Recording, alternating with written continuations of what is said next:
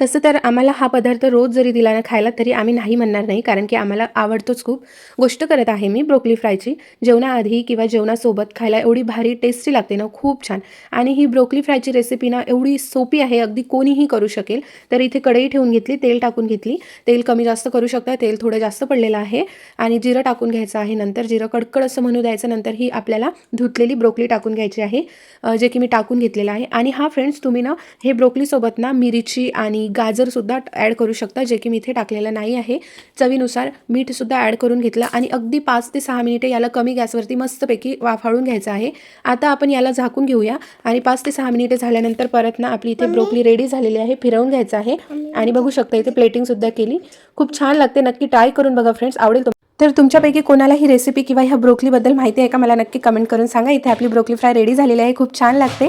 तर भेटूया परत. Bye bye.